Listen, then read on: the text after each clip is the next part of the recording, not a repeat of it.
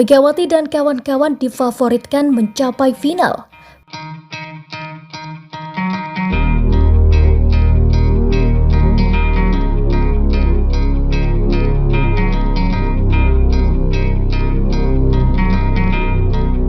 Penampilan impresif skuad Daejeon Jungkwangsang Red Spark pada KOFO Cup 2024 menjadi alarm bagi rival menjelang dimulainya Liga Voli Korea. Red Spark berhasil menembus babak final setelah 5 tahun pada turnamen resmi pramusim yang diadakan oleh Federasi Bola Voli Korea Selatan atau KOFO. Performa apik tersebut diprediksi berlanjut ketika Megawati, Hangestri Pertiwi dan kawan-kawan memulai perjuangan mereka pada Liga Voli Korea pada musim 2024-2025. Sebelum Liga bergulir, Media Day digelar dengan menghadirkan para pelatih dan setiap tim diwakili oleh 2 pemain pada Rabu 16 Oktober 2024. Pelatih Red Spark Ko Hae-jin hadir bersama Jung Hong Young dan juga Megawati pada acara ini. Vote juga diadakan untuk memilih siapa tim kandidat juara pada musim ini. Pemilihan tersebut dilakukan oleh pelatih dari total 7 tim peserta Liga Voli Korea dengan sistem 2 suara per orang.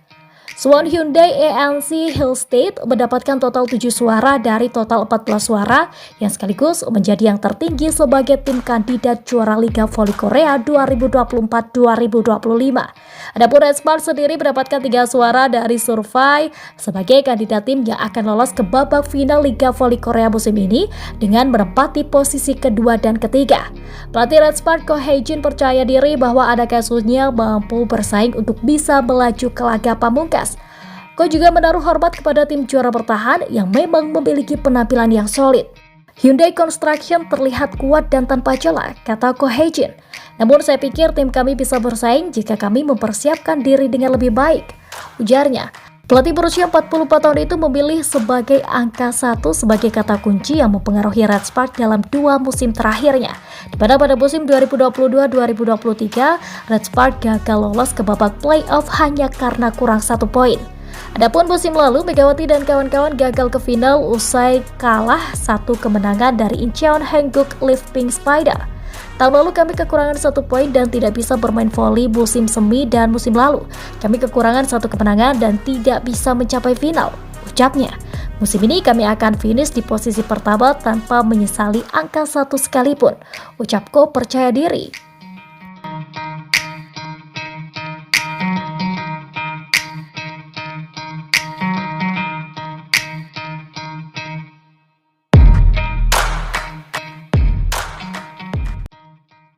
Megawati diakui media ungkap potensi pemain legenda meradang sebelum pensiun.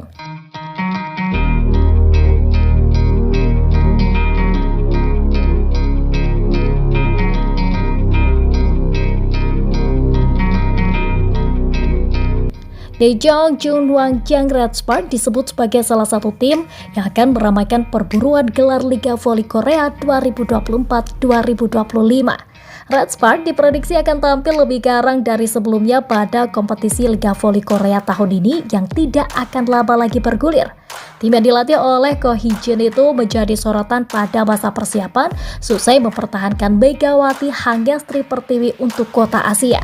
Langkah tidak biasa diambil pria berusia 44 tahun itu dengan mendatangkan Vanja Bukilik sebagai pemilik kota pemain asing mereka. Strategi jitu sudah disiapkan oleh Ko Hae-jin dalam memadukan Megawati dan Bukilik pada ajang KOFO Cup 2024 lalu. Selama mengarungi turnamen pramusim tersebut, Bukilik digeser perannya sebagai outside hitter, sedangkan Megawati tetap menjadi opposite. Dengan racikan seperti itu, Red Spark berhasil melangkah jauh hingga menembus babak final KOFO Cup 2024 sebelum tumbang sebagai runner-up. Keganasan Red Spark sepanjang KOFO Cup 2024 dirasakan oleh Incheon Haenguk Lifting Spider selaku runner-up Liga Voli Korea musim lalu. Tim besutan oleh Marcelo Abondasa ini tentu tidak ingin kehilangan momentum lagi guna bisa menjuarai kompetisi. Jalan mereka tidak akan mudah, terlebih setelah dikalahkan oleh Red Spark di fase penyisihan KOFO Cup 2024 lalu. Hasrat untuk menjadi juara kian menggelora mengingat salah satu andalan mereka yaitu Kim Yong-kung berpotensi untuk pensiun. Penyerang legendaris Korea Selatan itu kemungkinan menjalani musim terakhirnya sebagai pemain profesional pada musim ini. Alih-alih berasa yakin dengan kekuatan yang dimiliki, Kim Yong-kung justru tampak pesimistis bisa mengulang prestasi pada musim lalu. Pemain berusia 36 tahun tersebut diliputi tanda tanya terutama mengenai susunan pemain asing Pink Spider pada musim ini. Jika permainan mereka semakin kompak dan solid, bukan tidak mungkin Pink Spider akan lebih menakutkan di lapangan seperti halnya Red Spark.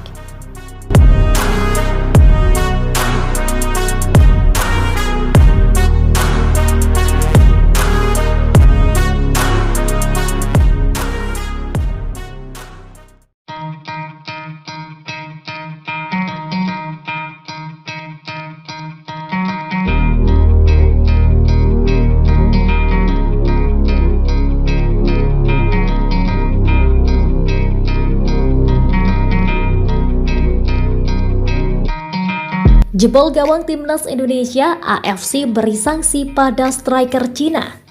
Media lokal Cina Sport Aifeng mengungkapkan bahwa selebrasi yang dilakukan oleh pemain Cina Zhang Yuning mendapatkan sanksi dari AFC.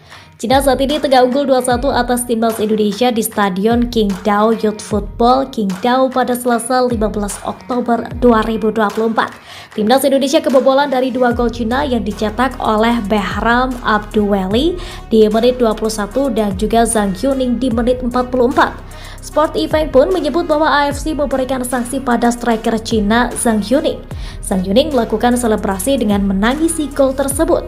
Wasit yang memimpin pertandingan yakni Omar Mohamed Al-Ali pun memberikan kartu kuning karena selebrasi tersebut dianggap berlebihan. Zhang Yuning mencetak gol setelah memanfaatkan umpan dari Gao Junyi dan menjebol gawang Martin Paes tepat di tengah gawang, tulis Sport Event. Sport Event menyebut tangisan Zhang Yuning tersebut membuat wasit memberikan kartu kuning. Hal ini pun membuat Zhang Yuning mendapatkan akumulasi kartu dan absen pada laga Cina selanjutnya. AFC secara resmi menyatakan bahwa Zhang Yuning diskors untuk pertandingan berikutnya melawan Bahrain karena selebrasi berlebihan usai mencetak gol. Ulas artikel tersebut. AFC pun menyertakan status Zhang Yuning atas kartu kuning ini. Zhang Yuning Cina mendapatkan kartu kuning karena selebrasi berlebihan.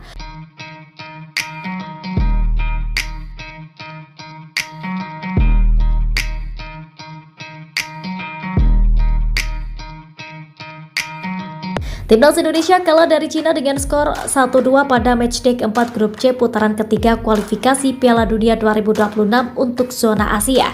Pertandingan itu digelar di Qingdao Youth Football Stadium Selasa 15 Oktober 2024 malam. Timnas Indonesia kebobolan pada menit ke-21 lewat sepakan Behram Abduweli dan menjelang babak pertama berakhir, Cina menggandakan kedudukan. Gol kedua Cina dicetak oleh Zhang Yuning pada menit ke-44. Babak pertama ditutup dengan skor 0-2 untuk keunggulan Timnas Indonesia. Timnas Indonesia sendiri kesulitan untuk membobol Cina pada babak kedua. Pada menit ke-86 akhirnya Tom Hayem mencetak gol hingga peluit panjang dibunyikan, skor 1-2 untuk kemenangan Cina. Hasil itu membuat Timnas Indonesia tetap di posisi kelima dengan 3 poin. Cina di peringkat ke-6 dengan 3 poin. Timnas Indonesia unggul selisih gol. Tim Shin Taeyong memiliki selisih gol -1, sementara Cina memiliki selisih gol -9.